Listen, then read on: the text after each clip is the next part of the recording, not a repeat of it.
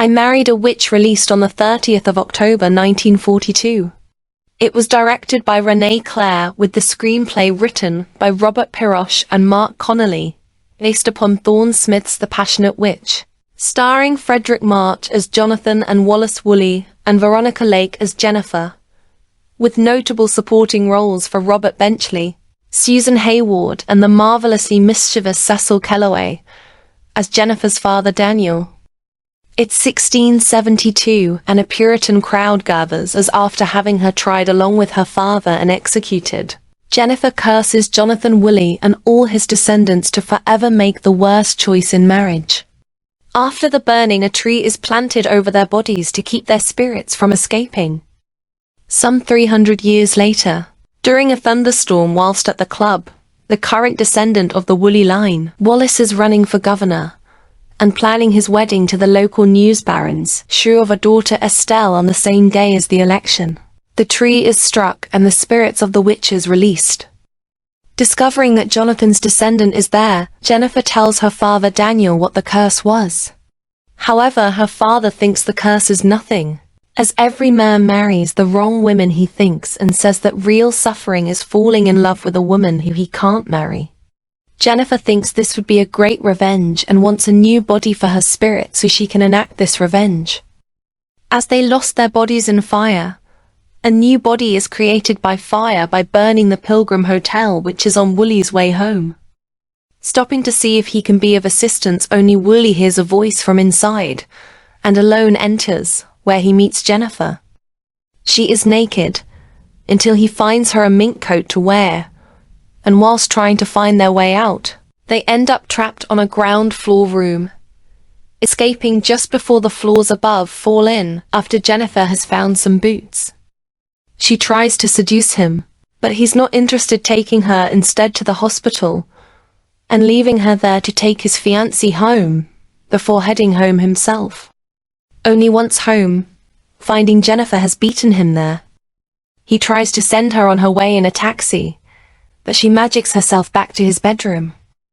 At first he tries to appeal to her morally, telling her she can't be in love with him, but come morning some 8 hours later, they're still talking and he's becoming fond of her, but he's still not in love with her, and leaves her at breakfast to continue with his campaign and get ready to marry Estelle. It's then that her father returns on the scene and encourages Jennifer to create a love filter. Getting his own body, he burns down the radio station to send Woolley back to the house, where Jennifer attempts to make him drink the filter. But when she knocks a picture of his ancestor Jonathan off its hook, it strikes her upon her head, knocking her out, and he gives her the filter to help revive her.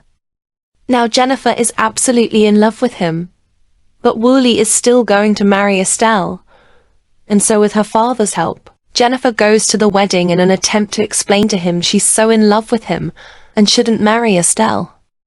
After a number of false starts, the wedding is ruined when, after feigning his death, which he hopes will send Wallace to the electric chair, Jennifer threatens to reveal she's a witch, resulting in her father reviving and getting arrested. She confesses to Woolley her love, but he still won't admit he loves her, and as he heads off to marry Estelle, she tells him if he does she'll die, and it appears she does. He admits his affection. Jennifer revives and the pair kiss as Estelle walks in. Getting out of town, Jennifer and Woolley drive through a fog, only to come upon a small bed and breakfast. Here they get married, and concerned that if he finds out at a later date that it will destroy their relationship, Jennifer tries to explain to him she's a witch. But he doesn't take her seriously, so she tells him she'll make him governor by winning the election. Concerned there's something about her, Wallace, finding her father at the local drunk tank, asks him is all she told him true, just as the spell begins to influence all to vote Woolley. Wallace wins the election with a 100% landslide, but her father, now sober, attempts to break them up, taking Jennifer's powers away. They flee only for her father to kidnap them in a taxi, and they crash back at the original tree. Wallace carries Jennifer's body back to the clubhouse as the spirits watch on. We learn that he will suffer for her loss and she will forget him, and when Daniel asks if she enjoys seeing Wallace suffer, She says she does. And by announcing she's a true witch once more, her powers return, and so she convinces him to go watch Wallace suffer. However, she is still in love with him, and as her father's spirit is in a bottle of rum, she goes back to her body, revives, and with Wallace's help, traps her father in the bottle. The tale ends some years later with them having now 3 children. One a younger-looking Jennifer, she warns they'll have trouble with as it's evident she be a witch too, whilst over the mantelpiece the bottle in which her father is kept in is held pride of place under a heavy weight so he can never escape. Does it hold up today? For the most part, yes. The special effects are used sparingly, relying more on character and the natural flow of comedy to drive the story. And although there are no magic wands, balls of lightning or anything like that despite those little things, the story and the characters are engaging enough and believable that on first watching you hardly notice. On the whole, if you wanted to make a movie night one Halloween, with some light-hearted as well as the more traditional horrors that often get a dusting at this time of year, as the first feature for a family, say before an old faithful such as Ghostbusters, or Hocus Pocus, or the light program before the more serious fun.